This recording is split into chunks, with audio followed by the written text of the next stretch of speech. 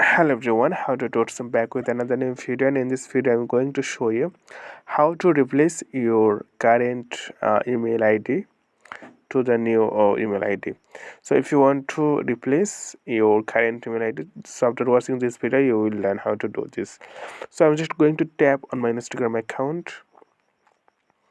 So you need to tap on your Instagram account, then you can see the option right bottom corner on your screen.